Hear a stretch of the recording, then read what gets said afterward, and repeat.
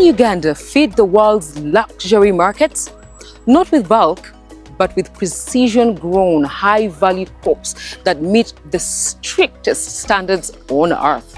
From Hass avocado to specialty coffee, from premium vanilla to cocoa, global demand is surging, and buyers do not just ask who can supply, but rather who can guarantee quality, traceability, and consistency.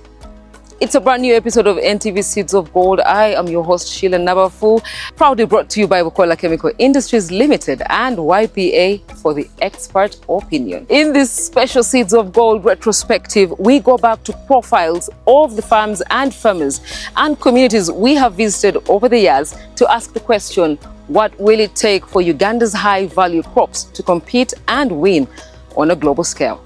First of all, coffee is the first thing the buyers want to know is what is the elevation this coffee is grown. So we are at a unique altitude.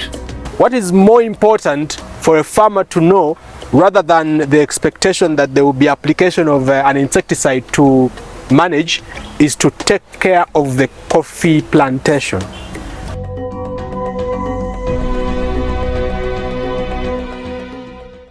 We have over the years crisscrossed the country, stepping into every kind of garden imaginable. And after all that time, we can confidently say that the farmers who are actually winning have realized that farming is more than putting a seed in the ground and hoping for the best. They have fully understood that sustainable, successful farming is about managing a process from start to finish, and in turn, meeting the global market standards. We hit the road to the fertile soils of Bujuda district. Destination, Kikisi village, where we meet Mr. Wakinya Samuel, who is not new to this show. We are keen to know what exactly happens with coffee right from the garden. It should be noted that quality coffee starts from the garden, and this is a unifying factor to all coffee farmers. Because we are looking at how do we get the money, how do we maximize our production. When you maximize production, that's the way to get to the high income. And that's what a farmer we are looking at. At this stage, be very careful how you handle your coffee as a farmer. When harvesting coffee, the post-harvest handling is extremely important so as not to lose on the money. Every coffee farmer should have this knowledge, and this cuts across irrespective of where it's grown. Most of our farmers, they have a challenge. When we talk of the post-harvest handling, one of it is how do you pick your coffee. And most of our farmers, they have a challenge in this. We stress and we tell our farmers that when the time comes like this one, it's now ready. Coffee it is now becoming ready. Just pick the red one and stick on the red. These are the red cherries, like now this one. We emphasize stick on the what? The red cherries. Don't use strip picking, and that one, of course, will be destroying your quality. And two, we again tell that don't pick the overripe. When the coffee is overripe, which means the fermentation has started. And don't do that, because that's already it has already fermented. This is the coffee our farmers should stick on picking. We have discovered that it is better you add value. Right from the beginning, I have been selling my coffee in dry parchment. After I have dried it, then I sell. But this time, I have changed the procedure. I have changed the way I do things. Because I look at how do I harvest, how do I get enough money. And no, I'm not alone, but I'm looking at even other smaller farmers, my fellow farmers. How do we get some good money? We are grinding our coffee to be in a powder form. And this is where all farmers should be now going. Because with this, you even fetch more money than selling your package. So this grinder here, on everyday basis, you can grind your 12 kilos. We normally grind 12 what? 12 kilograms per day. And that is money. And why do we do this? We have been encouraging to do this because we wanted to motivate all the people in Uganda, where we are now, to take more coffee. Let's start by ourselves. Like in Ethiopia, we hear in Ethiopia, most of the people, most of them, they take their own coffee. They already have a market. Why not Ugandans? That's what we are looking at. Already, we have got what we call fair trade certification to help us to market our coffee to the outside market. Look at coffee, for instance. Uganda is already a global heavyweight, but we didn't get there by just planting more trees. The growth came when we started focusing on the invisible work. You can have the best soil and the best seedlings, but if your post-harvest handling is sloppy, you're essentially throwing money away. The difference between a premium price and a survival price often comes down to how the bean is harvested and stored. According to our great farmers, it is about narrowing the margin of error, and the world is at your beck and call. We do specialty coffee of single origin. We do coffee from a particular area. So that's why we have the consistency. What I would like to do in the region is I would like to show other coffee processors, producers, the method of the importance of single origin, so that you get the coffee, you give it a brand and it becomes that particular. That is what I would like to do. Replicate the particular work what we do to other regions, that they produce the coffee from that particular area. The people of the area owns the coffee and passionately produce the best cup out of it. Welcome here at Churad Block 13, Makerere Agriculture Research Institute, where we do our final product of coffee. Here we get our green bean and then we take a measurement. Coffee moisture is very important. Content should be between 11 and 13. And then when we roast coffee, after roasting, we are going to do a medium roast, and that will turn to be 3.6. When we roast coffee, it expands in volume but reduces in weight. In weight.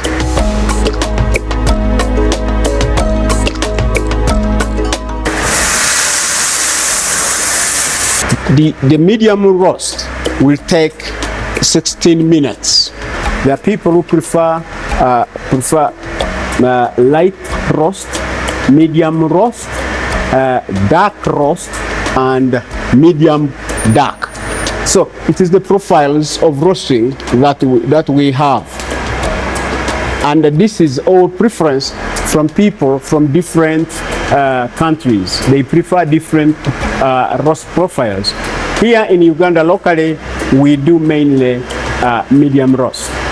After cooling our coffee, when the coffee is very well cooled down, we remove from a cooler, then we put into a container, and then we take take our measurements. We need to know when we put the green bean, the coffee was the volume was smaller.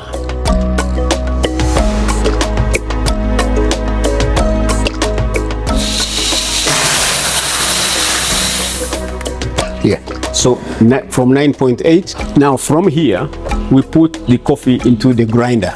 Depending on a customer preference, we either grind or give real roasted beans. We have two options. We either pack coffee in, we pack coffee beans, coffee roasted beans, or ground.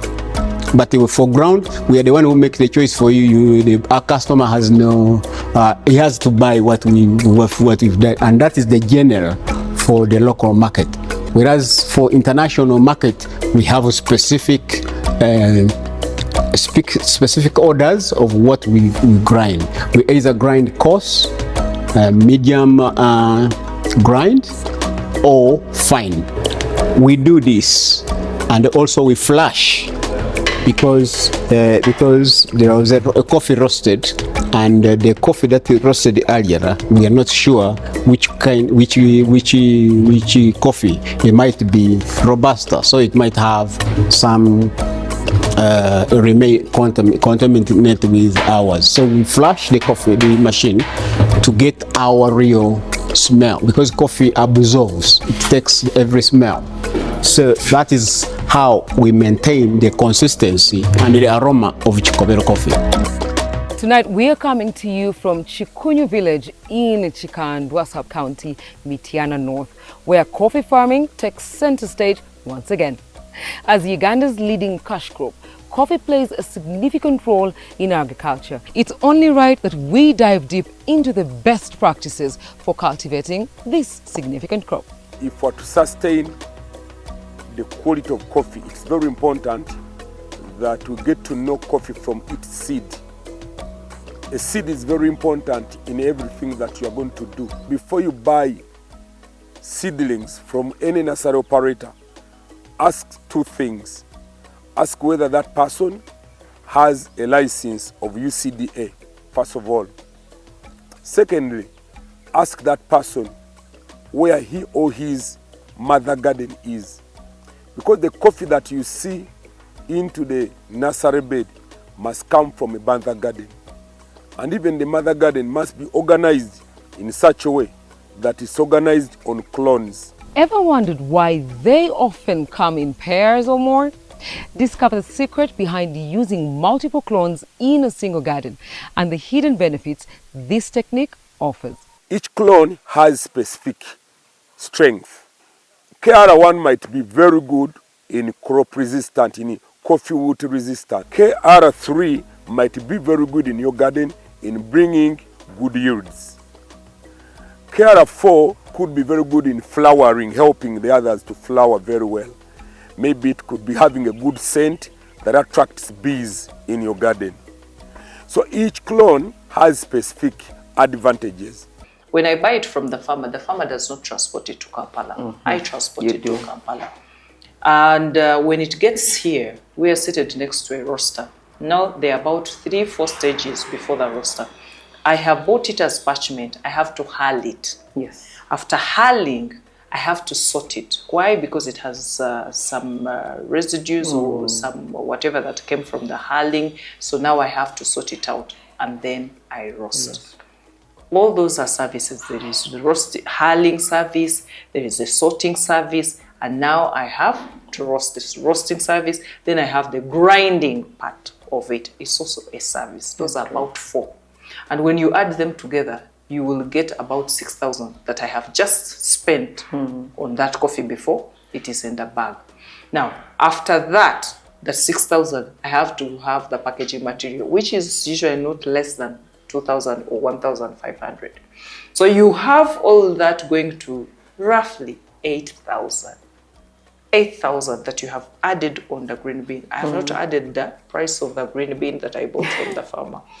So then you package. Yeah. But surprisingly, someone will come with a narrative, and the viewer, and you, I want you to understand me that Jetta Coffee buys a bag of a kg at 13,000 and sells the coffee at a cup at 10,000. How is that applicable? It is not right. But I asked them, what about all this that you've added into there? What is the meaning of value addition? Meaning there is something I have added on this product. So we will not demean our coffee. We won't bring it to the level of gold, but after all, this is seeds of gold.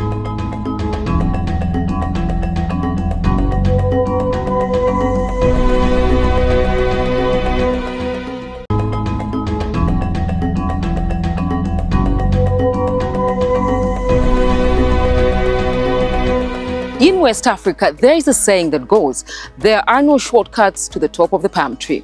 It basically teaches that reaching greater heights requires the discipline over hard work and persistence, rather than seeking quick fixes or shortcuts.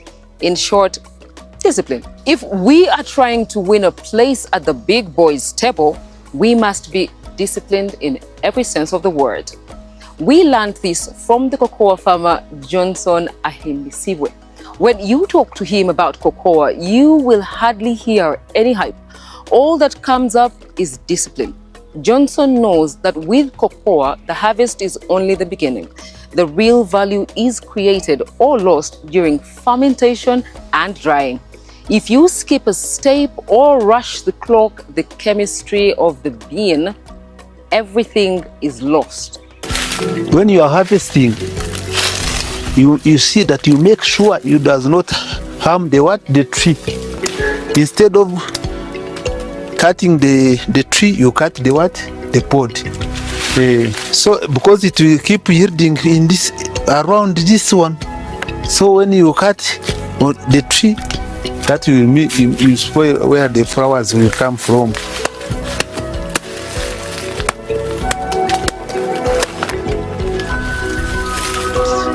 This is now cocoa. When it is the season, at least I get 100 kilogram, 140. I get 80. That's how it is now. Yeah. But it keeping going up. Every year it keeps going up. And let me think that they give me 5,000 per kilo. That means 400 kilos times 5,000. That means I will be having 2 million per month. Even if it does not give me 1 kilo, it gives me half. That means I will be having 200 kilogram. 200 kilogram times 5,000. That means I will be having 1 M per month. That means I will be having a salary. I advise young people that don't think that things that you find it on the table. They must look for it. So they don't want to take risks that when I grow cocoa, it will take a lot of time and to harvest it. They start, because people who get rich, they have started small, they grow big. So what I advise them, I want to tell young generation that they should don't wait for things which are on the table. They try things that they will come later. They will come later. That's when they get money. But instead of waiting things which are, that's why I think this young generation, they like betting, they like pool, they like this matter because they are money. They see money directly. But for them, they don't want to wait and determine and take risks. That's why people, this generation, they don't want to work. But I advise them, you should wait and plant cocoa and wait, and you see it is the only plant that you get money every month throughout the year. Cocoa, an interesting crop. Not widely grown though. Oh yes. Not widely grown. Oh, so yes. Why would you go for it? No, we went for it, but also starting on a testing side, fact finding. Yeah. Because of the soil. There is the soil where it does not respond well. But if it responds, it is a plant with money. Yes. So we have about, I think, 10 acres here. I think 10 acres.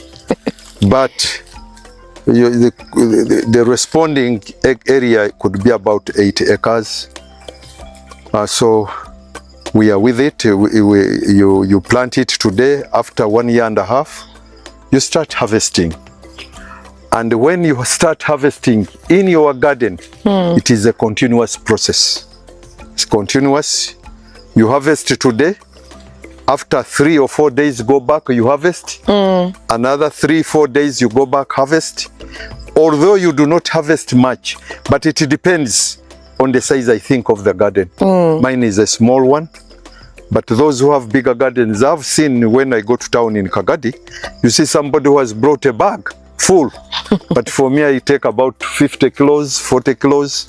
But I think there are also others who are loading about 10 bags plus this and the rest. So cocoa is a nice plant. As I entered in to grow it, it was costing 7,000 shillings a kilo when I started planting it. So some time back, it costed 30,000 shillings a kilo. I had a chance also to pluck off that 30, and it was very nice, very interesting. And it is amazing when they pay you that. And the cocoa, they get prices change. I think they are connected to the international market. Of course. When you go, you find all of the buyers are buying 30,000. Tomorrow the buyers are buying 27,000. They have a connection. So what are some of these post-handling practices that people must? First of all, you must ferment it. Okay. I hear they are fermenting boxes, but for me, I use polythene paper bags. These paper bags, the polythene ones we get from the shops. When you open the pod, get that seed out. After collecting it, put it in that paper bag, then seal it tightly so that it does not get external interference. Yeah. Keep it there for about 3 to 4 days. Then after keeping it there, those days, dry it. And when you put it, the first day you put it out, it has a different smell. As it continues, by the time it dries, it has changed into that very nice one. Yeah, that very nice one. So that is the one, but I hear people are keeping it in their local stores at home. But for me, as soon as it is ready, then I go and sell it off. You go and sell it off. Yeah. If you skip a step or rush the clock, the chemistry of the bean totally fails. And there go our chances of competing against Cote d'Ivoire, who consistently accounts for about 40% of the world's total cocoa supply. A lot of the demand that is unable to be fulfilled from the West African countries and other countries that produce cocoa in the world tends to shift to areas where cocoa production hasn't been to its best. Yeah. You can imagine Uganda is, I think, in number 14 of global cocoa production. That is a very decent number, Yes, but if you look at the global volumes, Ivory Coast produces estimated at around 60 to almost 80%. So being in number 14 still tells you that the volumes are still small. Yes, the volumes are still small. But what is interesting is that cocoa production, I think since 2013 to date, has almost doubled. Yeah. And that has been as a result of people, farmers trying to, respond to the growing demand for cocoa and the attraction that is presented by the relatively stable but also increasing, price for cocoa beans. Yeah. Now, this brings us to a hard truth that Mr. Wabala unapologetically echoes. The market does not care how hard you worked. It only cares about what you delivered. Prices will always fluctuate. That is the nature of the game. That is the nature of the beast. But quality acts as an anchor. When buyers have to choose who to stick with during a slump, they choose the farmers who consistently provide a predictable, high quality every single time. There is market for this crop. It is a competitive market as well. Yeah, it's not just in the country, it's an international market. It's international. And even in Kagadi here, we have about how many stores? 1, 2, 3. We have about 4 to 5 stores. The buyers are 4, 5.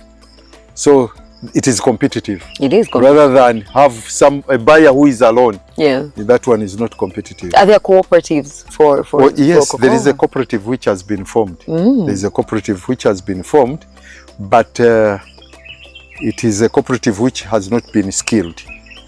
I went to their meeting one day. They lacked skills. So they need to be skilled. They need to be skilled. While at about 4 to 6 months, requires some bit of shading. Of course, the bigger trees don't require too much shading because once the canopy closes, then a lot of the microenvironment is managed by or under the canopy. But when the trees are still young, they require a bit of shading. So for whatever tree that you will retain in your cocoa garden or cocoa establishment, it must happen either before or during the planting or the transplanting of the seedlings. It's not that You transplant seedlings, then you later come and start planting maybe trees or bananas or whichever. The bananas come first, the trees come first, or during the transplanting of the cocoa, such that everything comes up Together. Yeah. And that is very critical to the survival and to the the thriving of the establishment. That said, and with the good spacing, good agronomic practices must be followed. The soils must be maintained with good organic matter. The beauty is, once the cocoa trees grow, they often drop leaves, which leaves go through the decaying process and go back to the soil and contribute to the fertility of the soil.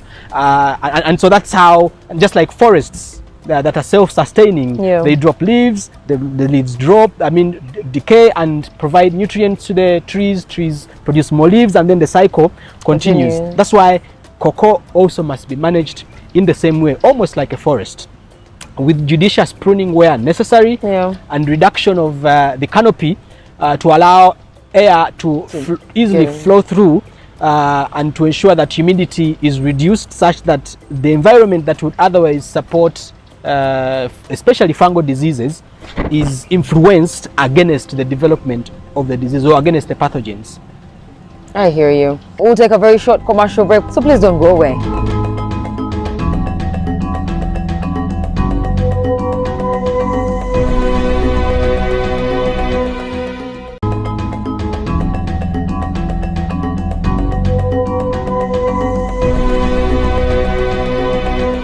Now, while we often use the phrase, "it takes a village to raise a child," to talk about parenting, its roots are deeply communal, and it fits the agricultural landscape perfectly. In many African traditions, farming was never a solo act. It was a coordinated community effort. There is a limit to what one person can do alone. Don't get me wrong, individual effort is great, but systems are better. When farmers organize into cooperatives, they stop being price takers and start becoming market players. By pooling produce and standardizing quality, they gain the leverage to negotiate on a global scale. Now, we saw this while we were in Chotira, a cooperative that after formation saw a significant elevation in profit. We are talking approximately 3 billion annually. Smallholder farmers exporting and having their livelihoods changed tenfold. Now that is the power of numbers. If we all considered taking this up, especially the smallholder farmers, it would cease to be a lone farmer against the world and become a business block that the global market has to take very seriously.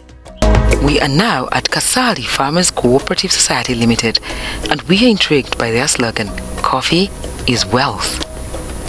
These cooperatives' operations happen in 2 different locations, but still close to one another, as we're going to see. Let's get started. We make our stop in the Central Region, Chotira District, home of Robusta coffee. We profile Kasali Farmers Cooperative Society, beneficiaries of the matching grant. Stick around and we'll learn more about Robusta coffee. First, let's hear from Paul Ntavazi, the Senior Agricultural Officer of Chotira. SDP, as a project, it was supposed to work under an organized group of farmers. So when we received the project, we had to mobilize the farmers. The total number of farmers who benefited under the EVE voucher system were 2,150 farmers. Then the farmers who benefited in the second cycle, there were 5,650. Then those who benefited in the third cycle, there were 950 farmers. Paul notes that farmers in the district have significantly increased their output, largely due to SADP's efforts in highlighting the importance of using inputs. Before the inception of SDP, we can also compare it with the input used. In Chotira district, we had 40 farm supply outlets, but currently we have over 67. When we sum up all the farm supplies, the total number of fertilizer they sell in a season, it is over 25,000. Farmers were getting on an average of 1.5 kilogram, that is kiboko, yield per tree, and currently they are getting over 5 kg kiboko yield per tree. So you can see the difference of 3.5 kilograms, that the difference.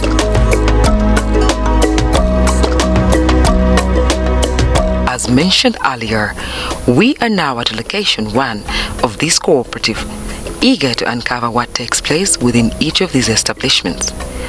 Joining us to provide insights are Stephen Mukasa, the marketing manager, and Waswa John Kajumbe, the chairman of the cooperative. This is a member-owned organization. However, when it comes to the services, we offer them to members and non-members. With the old machine, we are guided through the complete process of operations. The capacity of our machine, it carries 2 tons per hour and we work for 8 hours per day. So when they come here, they take out these measurements, we make all of the recordings, and we give them this kit for evidence and keeping records. So even if it goes back, these receipts are kept by the farmers. Even during the off-season and amidst unpredictable weather changes, we continue to see farmers arriving with their coffee harvests, showcasing the steady activity and dedication of the cooperative. Despite achieving substantial annual profits that bolster confidence in Casper's progression into coffee roasting, sorting and packaging on site, the cooperative faces challenges such as inadequate storage facilities and incomplete machinery. Last time we managed to export 7 containers to Belgium, Germany and the Netherlands. We have 487 tons of coffee that we are producing. And before the project, we were producing 250. So the kilograms have gone up.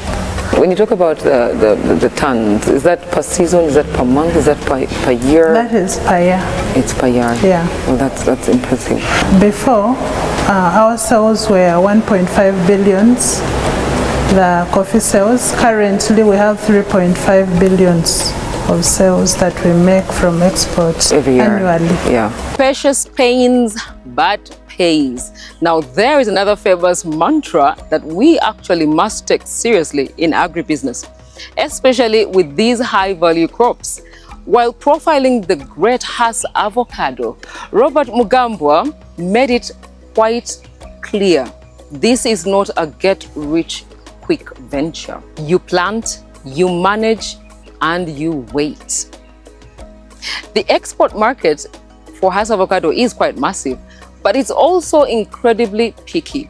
They do not want some avocados, they want fruit that meets a specific global standard. Robert's approach is rather simple. If you aren't willing to manage the tree for 3 years before your first paycheck, you probably shouldn't be in the game in the first place. Today, we meet Robert, a Hass avocado farmer. Well, Robert, thank you for joining us on the show. So, Robert, yes, why Hass avocado farming? Hass avocado farming, why? Because it's a desired crop at the international market, but also locally, it's a desired crop for its nutrients. Hass avocado is well known for its range of nutrients, vitamin C, D, E, then also the micronutrients of zinc, manganese, and the demand for healthy living is high in this world. But from 2.5 years, at most 3 years, you have the fruit. The fruits I'm holding are not yet 3 years, and already it's fruited. So what makes this Hass avocado give you the fruit is because it needs just the water, if it flowers boron, and ensure that every fruit is a component of water. So the more water you can give it in a measurable way, the larger fruit you can have. In 3 years, you will have your commercially viable fruit for Hass avocado. Now, these trees have a lifespan of over 40 years, and a farmer can yield up to 28 million Uganda shillings on 1 acre of 160 trees. Now, that is gold in the sea. It will give you an incremental weight every year. It will add 15 to 20 kilos. By the 7th year, we shall average at around 100 kilos in a tree. And if we remain with our 2,000 shillings, that is 200,000 per tree. And you have 100 of them, that's 20 million. Mukasa's approach to dragon fruit is a lesson in reverse engineering. Most people plant first and look for a buyer later. Mukasa does the opposite. He studies what the buyer wants, the size, the taste, the frequency, and then he builds his farm to meet those exact specs. Now there is a man whose fruit is bound to get on the global stage. Market is quality, quantity, sustainability. So for you to start looking for serious market, make sure, 1, you have a quality product required by the market. 2, you have volumes required by the market. 3, you can supply it sustainably. This is what I call market. So when you are coming into an investment, they always tell you to do a market research. But what Ugandans do, they go to the market and see the product. They go to the marketplace, not doing market research. When you go to the market now, when you're looking for a market for passion fruits, let's say, you'll get there to Nakasero, they'll tell you a sack is here, it is at 1.5 million. Then you be impressed by the price, you go back and start farming. So by the time your own product is ready, by the time you come to the market, it is not that price anymore. So what they are telling you to go to the market when you are starting any venture is to go and see the market requirements of the product that you are going to do. What is required by the market. Go to the market, get what is required, then come work backwards. What is required by the market? Yes, the fruit is required by the market. Why? Because of its health benefits. People want to eat healthy. 2, it is required by the market because it is organic. You don't spray anything on it. It doesn't have any disease affecting it. You just plant. Yes, you just plant and it comes. So we have done it organically according to the health benefits. So it is of value because market pays value. If you don't have any strategy on those 3 questions, what you look for, I don't think it is market. Soursop is something some of you have in your backyards and hardly care for it. But Bart Kakoza treats it like a high-stakes enterprise. He is meticulous about spacing, pruning, and the pest control. Well, as he should be, he is farming for the market. Mr. Kakoza applies professional management to a common fruit, and this way he has turned a backyard tree into a serious commercial asset. If this doesn't show you that any crop can be profitable if you farm right, then I don't know what does. So soursop is fruit that is just picking popularity in Uganda. What made you venture into it? You know, when I was growing up, my father had a soursop tree, which we call it staffe in our garden. And we used to rush to it to get fruits, and the fruits were competing with these black insects. So we looked for it, and before you take a bite, you're biting into a maggot or you're biting into a black thing. But still then, we ate that because it was extremely delicious and sweet and nice. But then what it used to do to us, if you ate a lot of it, then you'd go to sleep. It would give you some kind of a lull to go and sleep. And then we said, this thing, so if you wanted to take a nice sleep, you go and look for one which was ripe and good, and then you sleep soundly. But then it became a delicacy because everyone wanted it. And then when I grew up, I said, one day when I grow up, I plant with a fade. So I planted with a fade. So how many trees are we looking at here in this farm? So each tree can give you, if you give it good compost manure, it could give you about as many as 20 fruits. And depending also on the size, because they can be huge. A tree like a fruit like this one is about 2 kilograms.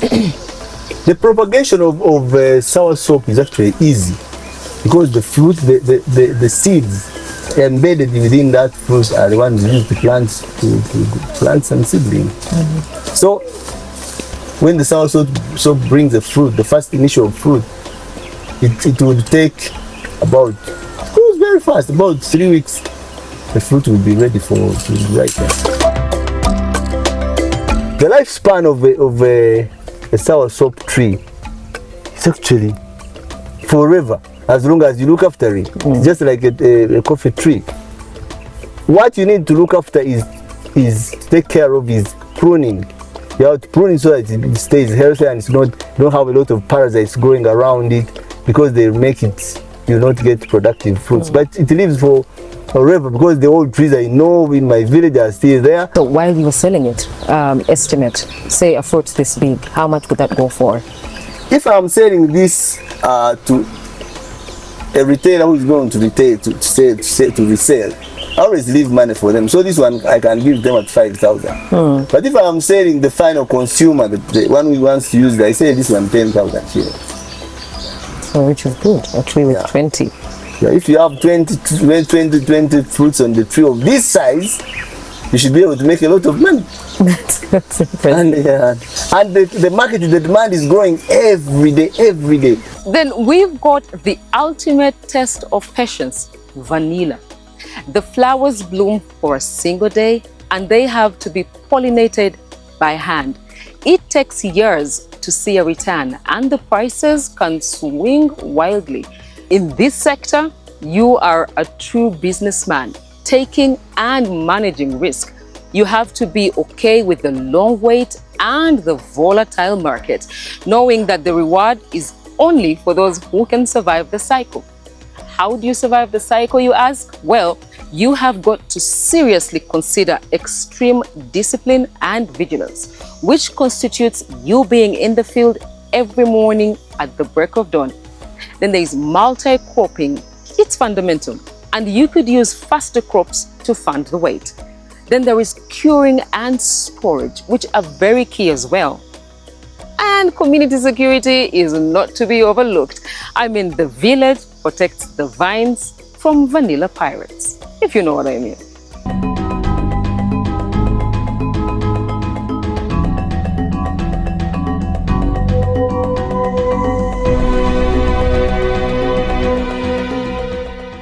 Coffee and cocoa growing tips. Use good planting material. Using poorly developed or diseased seedlings or weak varieties of coffee and cocoa can result in up to 100% losses. This can be primarily through diseases, poor growth habits, or being low yielding. It is key to note that no amount of fertilizers, pesticides, or farming practices can compensate for bad seedlings or seeds. To get good quality seedlings, select disease-tolerant varieties like care varieties in coffee. Seedlings must not have diseased leaves. Ensure that seedlings are ready for transplanting 8 to 12 true leaves for coffee and 3 to 4 true leaves for cocoa. Utilize Cafedac to trigger coffee's immunity to key diseases and maintain healthy, vibrant, disease-free seedlings and mature trees. Control pests and diseases. Pests and diseases cause up to 80% yield loss in coffee and cocoa. Critical practices to manage pests and diseases include: practice pruning to remove low productive diseased branches and excess growing buds and branches. Remove diseased fruits, cherries, or branches from the garden and bury at least 3 feet deep. In the event of high disease pressure, utilize Coppermet. Always consult the technical desk at any Bukola branch for guidance on the safe use of pesticides. Practice integrated nutrient management. Yields of coffee and cocoa are largely influenced by the availability of water and soil nutrients. With about 70% of Uganda's soil classified as acidic, critical nutrients tend to be unavailable in the crop. This can be solved by setting up trenches and ridges in slopy gardens to catch water and reduce soil loss. Plant cover crops like beans inside coffee or cocoa. Plant fruit trees alongside garden boundaries to act as windbreakers and reduce soil loss. Apply soil-based fertilizers mixed with sick bamboo biochar as it improves the soil's condition and allows plants to easily absorb the soil nutrients.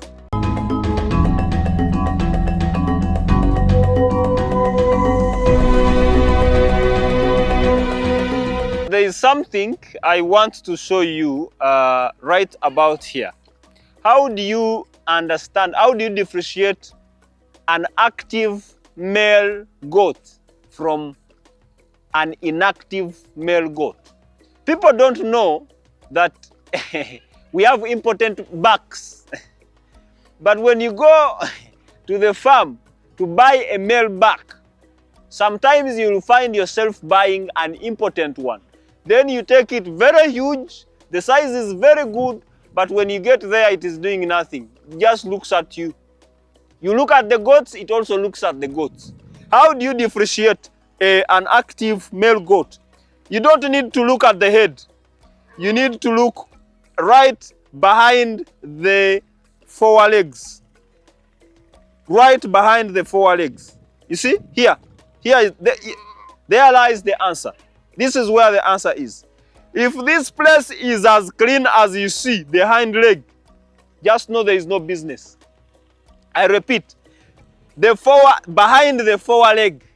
Why do we have this place dirty? It is because when it releases spermatozoas here, it goes and hits here. That is why we have a dirty place. And behind here, you see it is very clean.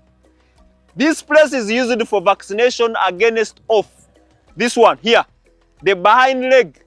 This is where we clean a bit and add the vaccine for off. But it is not supposed to be dirty. But if you find this place, you see, here, if this place is clean, just know you have taken an inactive or an impotent buck, and it is only going to grow fat or guzenda or mufunze, much as it has everything in shape, but it is a castrate. YPA says be an expert and enjoy agribusiness.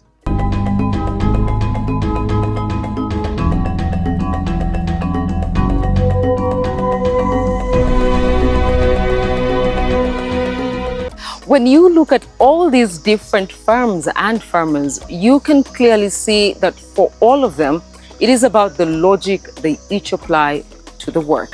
They have moved past the trial and error phase and into the precision phase to break through beyond the borders of Uganda.